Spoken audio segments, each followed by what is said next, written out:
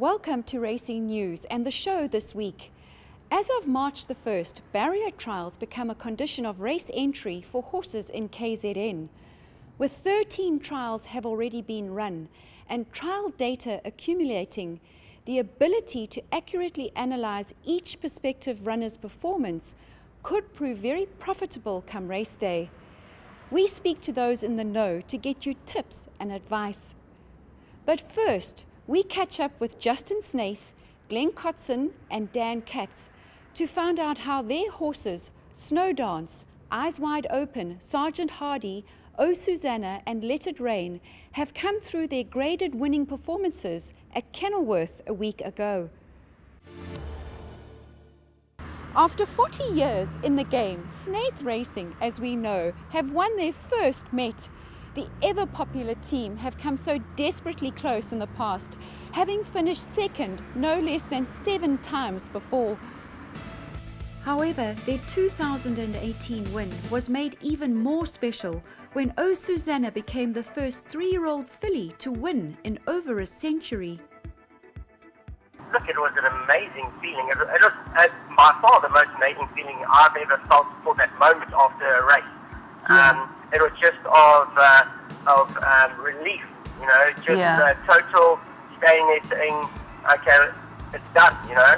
My family, so many times we've got so close in this race, and it was just that relief of that, almost like, I think it was Mace Roberts who had never ridden a July winner and then eventually did it.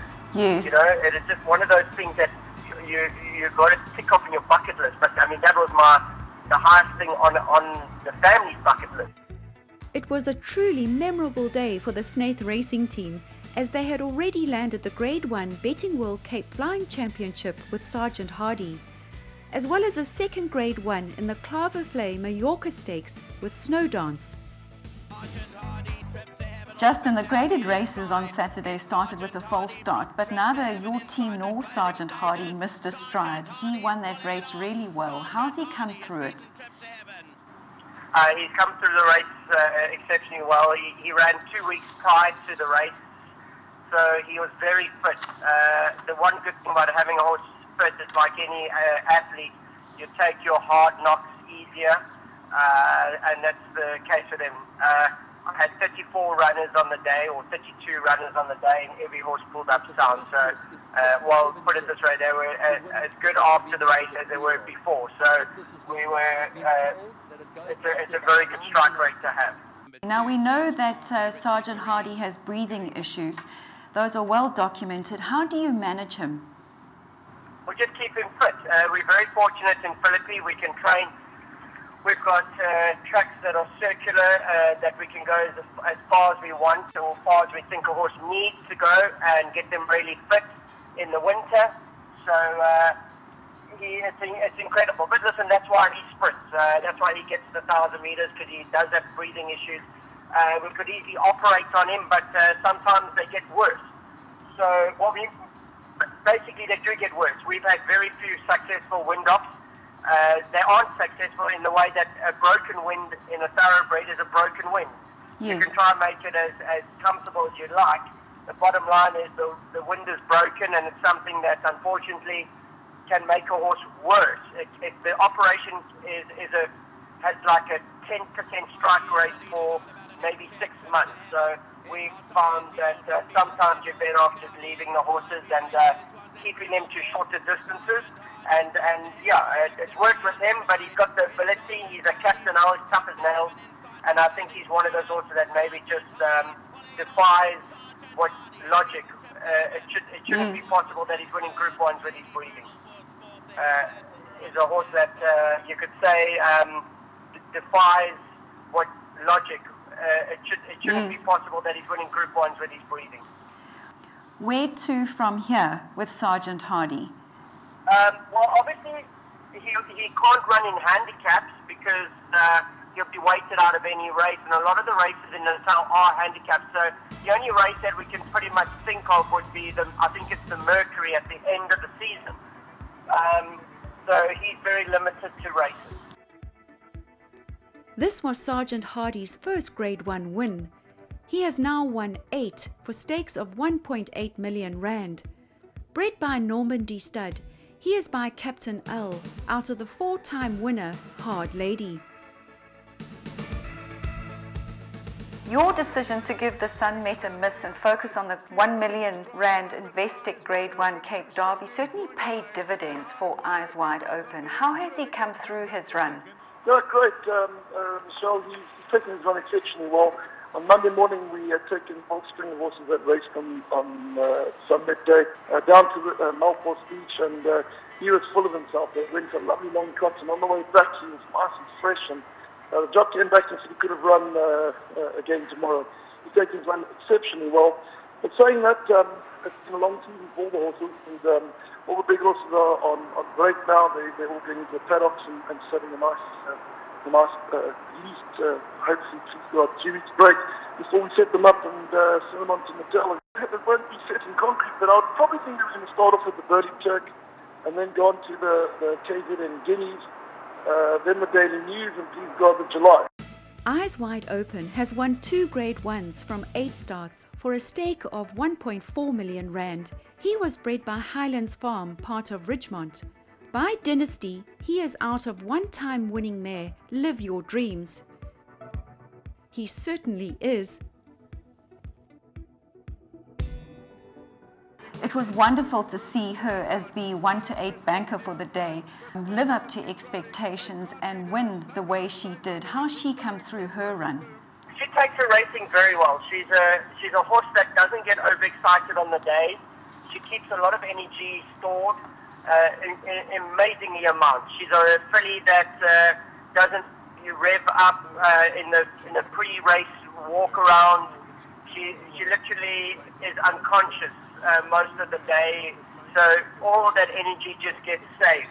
She was a little bit headstrong in the race, but as you know, in the Guineas you had to chase her around from a wide draw, so it just made her become a little bit keen in a race, but that's a problem easily solved. You know, she can always go to the front if she wants, or we can actually cover up, and I think she'll kick even better. So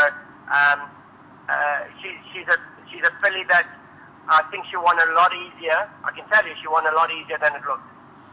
She's extremely well related. I mean, that whole family is the most happening family at the moment. And the good news is on the Monday morning after the race, her full sister arrived. So I was very happy to see that. So. And where to from here for her, Justin? We've been in discussions. The thought is the filly Guineas in Natal into the Garden Province and pretty much, and maybe a look at the South African filly sprint. Those are the 3 races we sort of have identified are the right races for her. See how she travels in Durban, how she takes to it, and then decide how we're going to work around those 3 races. Snowdance has won 4 races from 5 starts for stakes of R1.6 million. She was bred by Cheverly Stud by Captain L out of Grade 3 winner Spring Lilac, making her a half-sister to Equus champions Bella Bella and Rabia. The way Susanna won, showing wonderful acceleration, was very exciting. How she come through that Met win? She's going to have a decent break. She needs it. She does fire up before the race, during the race, and after the race. So as we finish, she keeps that excitement going, that wild look in her eye. She sustains it quite far after the race. So the recovery is longer. You'll see in the pictures, when her body tells her, you know, there's a time to race and the adrenaline pumps, it takes a long time for her to come back down to relaxing. So she needs a good break, and she's done it twice now. She did it obviously against the Orcs, and then she did it in the Sunbet. So she needs a little bit of extra time just to recover, because she's just put in so much effort. And you know, they went 50 meters past the line, and no horse had come past her.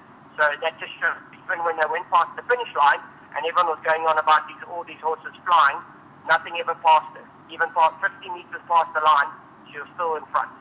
You changed the noseband going into the race. Did that make a difference? Without a doubt. It just a cross noseband. I've literally had my best fillies in cross noseband. It's just for that moment in a race where the jockey can't find cover and a horse opens its mouth.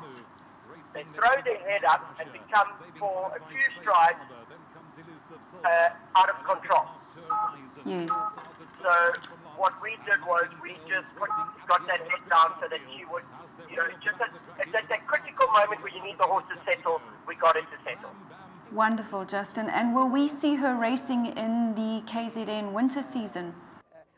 We are also, as I said, have been chatting about it. If the quarantine was to open, then we may look into doing something else with her. But as it stands now, she will be going to the Durban season and will probably contest maybe one race, the Woollavington. We're just going to give them a break. They've done the impossible, and they deserve some time on Drakensberg Stud Farm eating some grass. So they will come into the Durban season a little bit later on, but they will be raced very, very sparingly. Oh Susanna has now won 3 from 8 starts, including 2 Grade 1s for stakes of 3.7 million rand. She was bred by Drakensberg and is by Street Cry, who also sired the racing sensations Winx and Zenyatta, out of the 6-time American winning mare Sharp Susan. Sharp Susan is currently in foal to Galileo and due to foal down Northern Hemisphere time later this month. Dan, in your first season as a trainer to Hassan Adams, to have a Group 2 winner like Let It Rain is wonderful. Tell me, how has the horse come through his race? The horse himself has come out of the race very, very well, and I think he's a real improving type of horse, and I think he's a type of horse that's just going to get better and better. We had just started getting to the bottom of him, and it was a great win, and he showed tremendous courage and a lot of heart. And Dan, where to from here with Let It Rain? Look, Michelle, the decision has been made that he will go back to Wire. As you know, we come out of the summer season here, and it gets quite quiet in Cape Town, and there's not much around for this horse, and Wire's done a fantastic job with him. He left Cape Town with one of the bigger trainers he was with before, and they didn't win a race. And then Wire went up there and he's won 5 with him before my win. So he's done a fantastic job, and he'll go back to Wire, and I'm sure he'll be aimed at the Gold Cup. I'm sure that will be his ultimate aim in the Durban season, will be the Gold Cup.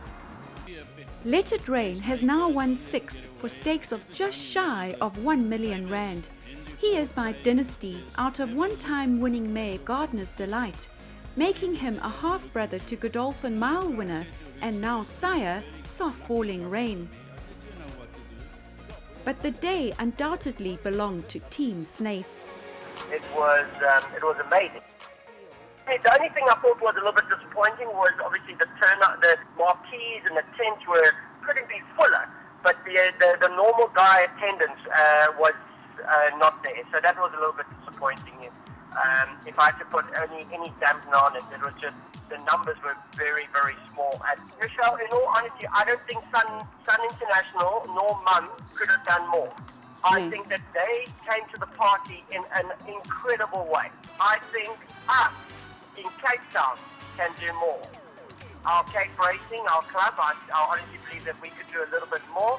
I'm not knocking anyone. It was a fantastic day. It's time for us to get our ducks in a row, and I think that's going to happen. And I think when that happens, this is going to be an incredible, incredible day.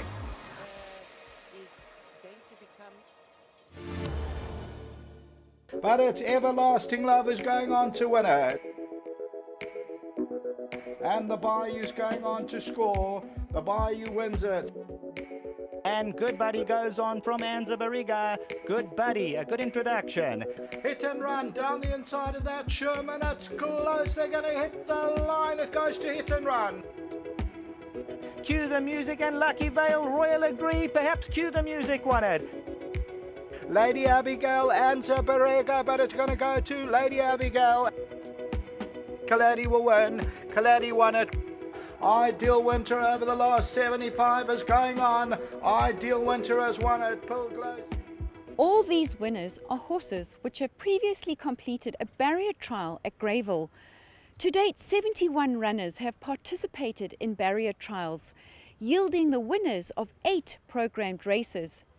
That's a winner-to-runner percentage of 11%. As of March the 1st, for those runners competing in KZN, a valid barrier trial certificate is mandatory for all unraced horses and those returning from a rest of 120 days or more. So far, 21 trainers have run their horses in barrier trials. Of those horses run, by far the majority have been 3-year-olds, representing both unraced and raced horses.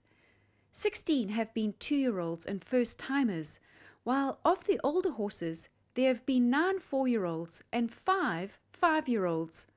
Number and trials will escalate come March the 1st. They're coming along very nicely. People have had time to have a look at them. We're obviously going through, it's in its infancy, so we're going through the early stages, and we're having to run horses just to get people to see how it works. People have grasped how it works, and the success rate is there from horses having barrier trials that go on to win races. Kaladi had a barrier trial and he won the barrier trial and then went on to win his next race, which was, I think that was a little bit informative for the man in the street, because he'd had a bit of a rest, he'd had quite good form, and at least they could see that he won his barrier trial and he won it quite comfortably. It was nice, easy gallop, but based on that, if a person wanted to have a bet, they were a little bit more informed than trying to back a horse after a long rest with form like that. So yes, it's got its place. I had obviously Ideal Winter, a big robust filly. She came, and that little 5 furlong blowout with the blinkers was great for her. After that she came and ran a 3rd and won. So it helped me fast track her progress, and for a client it's good, because you can't quite bring a horse on as quickly at home as with using the barrier trial. Trainer Robbie Hill has had success with Everlasting Love and Hit and Run, with previous Grade 3 winner Red Chestnut Road indicating a return to form. Having shown his wellness in the barrier trial of 15 December, he went on to finish just over 3 lengths back in a pinnacle plate on December the 24th, before being touched off in the listed Michael Roberts handicap at Scottsville a week ago. He's one for the notebook. Became electrified. We're obviously looking that we run 2-year-olds with 2-year-olds on a weight for age system, and also we're looking at getting the 2-year-olds to have the grass work at Scottsville, having barrier trials at Scottsville, whether it's 800 or 1,000 for the 2-year-olds and that. And so we're going to have a situation where it's going to be weight for age, which is perfect. They'll work together, and then you can have your 2-year-olds together, because as you say, it becomes mandatory. Everybody's got to get their horses out there. It gives the horse an opportunity to go to the race under a more relaxed environment. Immediately the trainers, jockeys, the grooms are more relaxed behind the saddling enclosure, saddling up, going to the start, at the start, in the race, and that rubs off onto the horse, and you get those hot horses that appreciate that less stressful, less pressurized experience at the races. They can come back and associate the race course as a more pleasant place, and it puts their mind in a better place. So from a horseman's perspective, it does a horse a lot of good. For young horses, it's lovely to start off like that. A lot of the time you want to start off soft with a baby. However, being able to use a barrier trial is an even better way of giving a baby a good experience as well. And Drunken Sailor jumped very awkwardly. The results of barrier trials don't yield the same information as programmed races, and because of that, they need to be assessed somewhat differently. We spoke to several trainers for their advice and what to look out for. It's the same as looking at a form of a horse who runs first time out in steel shoes, and then next time out it's got elamites, it's got blinkers. You have to do your own homework, you have to look at it. A barrier trial is to see that the horse that you like, that you want to back, can come out the gates fine, can travel well in a race, isn't too green or is too green, and will come on. And how it works up the straight, it doesn't have to be driven out and thrashed, but it's a great guide for people. People get to see horses. There is transparency. We don't want a horse coming out that nobody knows anything about, and suddenly it goes from 10 to 1 to even money. It doesn't help anybody. You can still back your horses at any stage, but give them the experience. Give yourself, those guys who like to have a couple of rounds on their horses will have a situation where they're eliminating a few of the negatives by taking them in a float to the races, by giving them a barrier trial. I've noticed that some of the 2-year-olds that have unraced, that have come out of barrier trials, have run very much better than the unraced ones.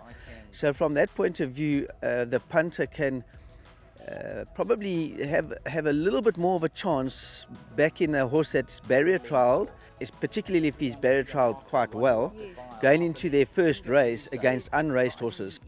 With regards to reading the form of a barrier trial, I think it might help to look at times a bit. You know, when they run those slow times, you know, we don't want to be pressurizing them, but at the same time, without being pressurized, if a horse is running 59 seconds, it's better than those 62 seconds that they are. So I would look at that, and it helps to be able to try and identify a horse in the trial as a bit of a line horse, of course. And that horse will have gone better, but how did the others go in comparison? I think it's very important for the serious punter to watch out for little things like equipment changes, blinkers, steels to alleys, alleys to steels, tongue ties. All those sorts of things can help them structure their bets. If you follow a horse's progress and you follow the progress of many horses, I think you can see patterns, and also possibly patterns of trainers as well. As more and more barrier trials are run and trial data collected, the ability to analyse each horse's performance could prove very profitable come race day. Yeah, I think it's something that we will grow with and improve on, but definitely a product that I appreciate. It's a work in progress, and once it's rolling by March now, I think we'll have a very good system. Fields and results are published in the official race card and videos uploaded online at www.goldcircle.co.za. Click on the YouTube icon, go to playlists and click on barrier trials to access all trials run to date. It's as easy as that.